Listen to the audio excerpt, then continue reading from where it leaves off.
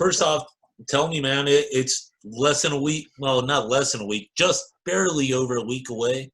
You got an upcoming fight. So getting into gear, you ready during this pandemic? Anything slow you down?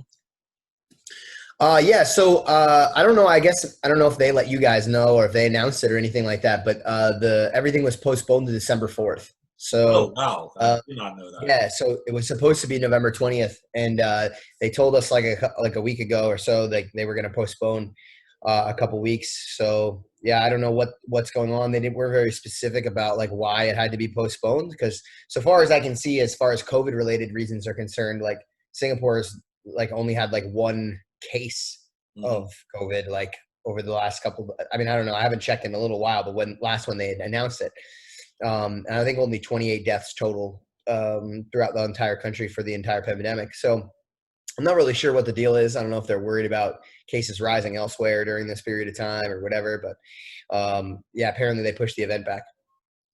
Did that change up your camp? I got to imagine quite a bit because you probably slow things down as you get closer to the date. And now that it's been pushed back, do you pick things back up and basically go through that process again?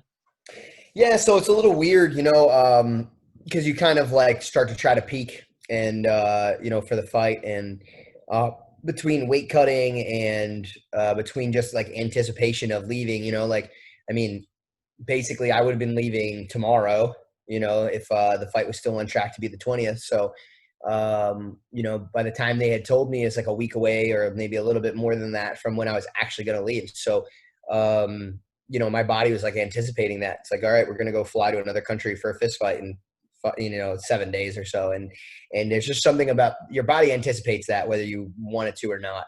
And there's like a certain feeling fighter for that.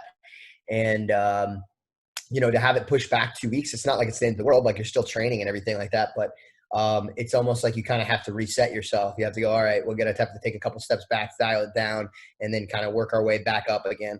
The weight cut, I kind of had to reevaluate. I basically had to gain weight for a week, and then I'm going to reinitiate the weight cut basically today.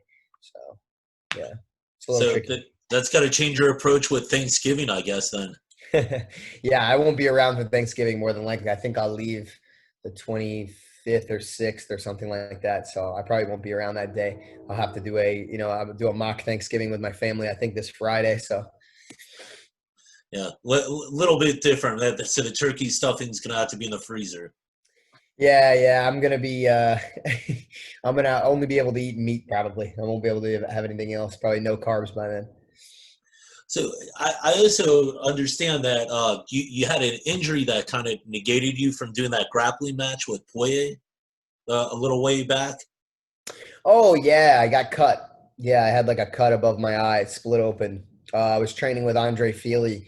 He just recently had a UFC fight, tough fight. I think he lost the decision, but and I like ducked into a kick and it split my eyebrow in like two places. So it was a pretty bad cut. It's hard.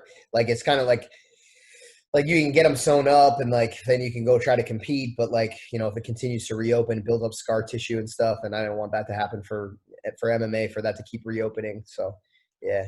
Yeah, that's a shitty way to lose when people get these cuts that just basically you take one lousy hit, reopens it. I mean, you see Yeah, guys like Diaz has scar tissue all over himself. sure. So dude, Yeah. oh, I'm sorry. Go ahead.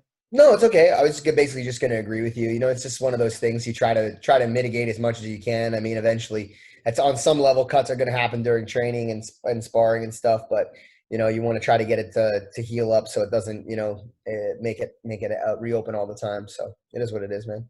Yeah, and I think that's something from a fan perspective. I mean, even in really any sport, like Yeah, people don't want to hear about like these injuries that you have, but you know what? Push comes to shove, you want to see somebody at their best. And if they're yeah, coming into something where they have to be concerned about some flaky injury that's not necessarily like preventing them from fighting the way they normally fight, but it sure. prevents them from the physical toll that it shows, makes it look like they're really injured a lot more than they are.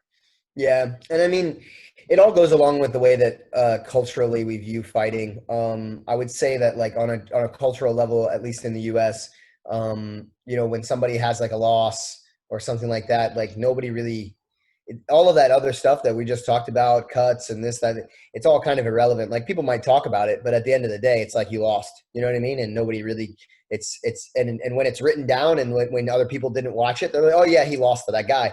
And man, MMA is just such an unforgiving sport. You rack up a couple losses and, before you know it, it's like you have to go on a 4-fight win streak to get back into the running to really do anything or make money or whatever the case may be. So it's not I just don't think it's a place to mess around, and grappling is one thing, you can kind of compete every other weekend and not have any issues with that. You lose and everybody forgets about it and you move on to your next performance. But like, man, we live in a culture of fighting where like a guy loses like 1 or 2 fights and everybody's calling for him to retire or saying that he sucks and doesn't belong there, so. And that's got to be partly part of the reason why you're with one championship. Maybe it's because they're more receptive to like that all around skill, or what made the decision to be with one. Yeah, I mean I can't really say that was necessarily part of the decision because I didn't really know, I didn't know much about Asia. I'd only been to Asia one time before I signed with one. Well, I guess a couple times because I went to Singapore to meet the guys at one. So it's not like I like super understood, how the culture of fighting was out there and how it was like a little bit different. It's definitely a plus. I can't really say it was considered in my decision. I'd say that the majority of my decision had a lot to do with just the relationship that I built with their team over there. They were some of the first people to like really reach out to me and try to build any type of relationship and make me feel comfortable. And like, I'm sure I could have tried to work my way into Bellator or UFC or, some circuit organization. And I could have done that, but I mean, they didn't like particularly make the extra effort to try to like make that happen. And then on another level, I would say one of the things I see at one that I think is just a little bit important for me because I started fighting when I was like 26 was it was like I felt as though it was much less likely that I was going to sign a bunch of fights and then people were going to pull out or miss weight or whatever the case may be. It seems like things are like a little bit more smooth over there as far as those kinds of things are concerned. And although like I haven't fought in over a year now because of there was a contract negotiation and then, COVID hit and stuff. So it's a lot of things out of my control. Before that, I was running off fights very quickly. You know what I mean? And sometimes that's difficult in some of these other organizations because of the way that, people show up and things, especially in circuit organizations when you're just like you're fighting like semi-pro and in like, those local shows, How do you kind of like I guess kind of take it all in, knowing that some of these guys that went over into MMA have found like really big success, whether just on a marketability aspect or maybe a guy like Gilbert Burns that you ended up fighting and grappling and you ended up defeating, and now seeing the success that they have, does that kind of, I guess, drive you even more, or kind of two different spectrums, even though they're both fighting, it's a little bit different? Yeah, man. I mean, it's a good thing. I'm very happy for Gilbert. I think that it just shows that somebody that comes from a jiu-jitsu background can still succeed in MMA, and I think people have had their doubts about that over the years, despite the fact that there's been plenty of like very dominant grapplers in the sport. So that's a cool thing, man.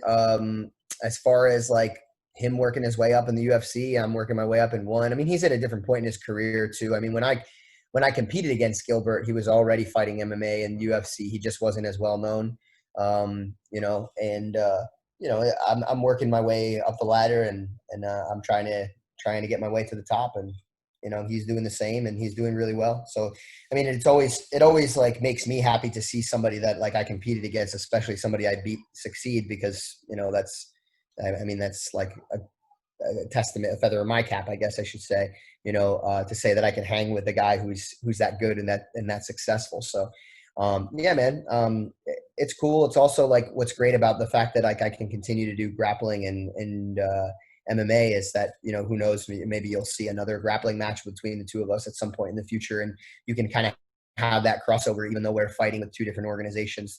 You may see us, grapple together. Whereas, otherwise you wouldn't be able to see us fight unless we were both in the same organization, So could we see maybe a match happen again with the guy like Poirier? Yeah, I mean, I'm definitely game for it. I don't know, what his schedule looks like and what he's doing, and what organizations are interested. But I'm absolutely interested in that. I mean, he's an excellent fighter, and I know he has a grappling background too, and I'm always looking forward to those kind of crossover events because I think it just brings a lot more eyes to the shows and a lot more viewers, a lot more spectators, and just grows both sports realistically, I think. And I think it's like a good thing for everybody. Obviously it's a little tough. Even myself, mixing MMA with my jiu-jitsu career, so it's not an easy thing to schedule all that. And fighting typically, I'm sure for him as well as for me, kind of like takes the front seat when it comes to all that kind of stuff. But do you also think that it's kind of important to have these matches because there's people have like kind of an insane idea that like one promotion, this fighter is less of another promotion. Like UFC's the top, Sure. Bellator one. I Yeah. mean, all the different ones, PFL, whatever it is. Sure. Do you find it like you need that fight against Poirier to kind of prove like, hey, look, I belong just as much as anybody else, regardless of the promotion I'm with? It definitely helps the conversation. You know what I mean? Like I've beaten, other UFC veterans in jiu-jitsu matches as well. Davi Ramos, I had a match not too long ago. I guess it was like the beginning of, was it the beginning or the end of last year, maybe? Yeah. And he's fighting there. So like, I think it definitely helps like that kind of put me more in that conversation of like, oh man, like, no, like just because he's fighting with a different organization doesn't mean that he's not, right up there with the best. And it's definitely like one of those things that's just never going to go away. Like those kind of conversations, it's just kind of based off of, again, I would just say the culture that surrounds the sport. It's like, all right, well, if the majority of people in the US are paying attention to the UFC, then that's what they pay attention to. And that's what they're going to view as, the top tier. But I mean, I think it's been pretty obvious, as we've moved forward with what they've done with Demetrius Johnson and Eddie Alvarez and bringing them over to one and seeing like how their performances were over there. I mean, Demetrius, I think, has won all of his fights thus far. But in my opinion, all the fights that I've seen out and won were like tougher fights than most of the fights that he had in the UFC. So like, and then same thing with Eddie Alvarez. Like he's had some really tough fights out there too. And even his first fight, like he lost. Like, um, I don't think that. I think that and Sage like Northcutt when he had his fight experience out there. I think that anybody who's like just out there saying like, oh man, that organization is no good and like it doesn't show anything when that fighter wins their belt or whatever it is, like I think it's kind of short-sighted, and it's just I can't really fault people. People don't know. They don't know what they don't know. But at the Exactly. same time, I think it's like the fans that do a little bit more research and that have been around for a longer period of time and really know like the background of different fighters and stuff like that. I think they know what's up. And I think at the end of the day too, what a lot of these guys are looking for, a lot of the fans are really looking for, is like they just want to see they want to see everybody like fighting in that promotion that they pay attention to, right? Yeah. So I mean, they're going to make those criticisms until hopefully whoever it is that they're criticizing runs to that organization or whatever the case may be. So I feel for the fans on some level that like it's we have a situation where everybody can't fight everybody, because they're contractually obligated in different places, and you have these guys. You're going to have a conversation about like me beating some UFC fighter, and all it can really be is a conversation, right? Like you can't really, there's no validity to it because it's not going to happen, right? Like the actual fight. We're both in different organizations. We both have different contracts. Yeah, and it's almost one of those where people want to see the like cockfighting type thing. I mean, people just standing toe to toe in like a phone booth and just beating the crap out of each other. Where that doesn't really say any skill. That just says, okay, I can take a punch over and over. Yeah, yeah. I think anybody that's out there just fighting, only spending their career just trying to please fans, is it's going to have a tough time. And there's different ways to do it. There's different ways to be exciting. There's different ways to appeal to an audience. And that is one of them. You know, I mean, you have a bunch of fights where you're really putting yourself out there, taking a bunch of risks. It definitely helps, but that's not how I'm playing. Listen, my brain health is not worth making a couple fans cheer for blood for me. So I'd much rather fight my fight career in a relatively safe way, the best that I know how. And the idea to me is that you hit the other guy and you don't get hit, you know, and that's my general goal. You know, I'm doing damage, he doesn't do damage to me, and that's what I'm going to walk into every fight with, regardless of what the crowd thinks. Yeah, I mean, it even goes to show. I mean, look at how Justin Gaethje kind of changed his approach. He used to be like balls to the walls in his fights, and you never knew which side of it he was going to come in. Once he got under more control, he was able to fight for a title. So, I mean, yeah. it's really kind of the catch-22 with the fans and your own personal belief in yourself and how you want to approach it, I guess. Yeah, man.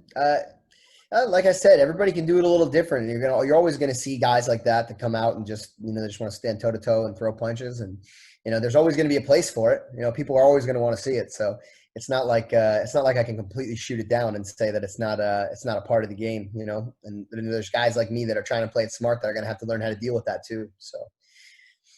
So this fight right around the corner. Anything you want to say to the fans or people that haven't had a chance to go and check out one of your fights yet, what they should come to expect? Yeah, man. I mean, you know, within that same conversation that we were just having about like trying to fight safe or you know, fight exciting and things like that. Like, one of the things I think that I do bring to the table is I do bring a certain level of excitement in my fights because I'm so versatile. I think that there's a lot of different things that can happen. I think that I've gained a lot of skills in the stand-up department that maybe didn't have like when I first started. So, you know, really, I feel as though I'm becoming a much more complete fighter day after day, year after year. And I think that in a lot of positions where, you know, guys would just be down and out, like, I'm going to be able to come back. And I think like as my career progresses and as I keep having tougher and tougher fights like I am, I think you're going to see more and more excitement. I think you're going to see more and more unexpected things because I'm going to be doing things to have to combat, you know, these tougher opponents. And as we move down the line, it's not just going to be like, you know, 1.5 minute finishes like my last fight. It's going to be like, you know, back and forth wars, but you're going to see some really creative stuff from the jiu-jitsu world that probably hasn't really been used in MMA too much thus far. Awesome. Well, hey, I really appreciate your time and look forward to, I guess, not the fight right around the corner, a little bit prolonged, but hey, come December, we'll be checking it out. Yeah, man. Thanks. Appreciate it. Thanks for the time. Awesome. Thanks a lot. Take care. Yep. Have a good one, man.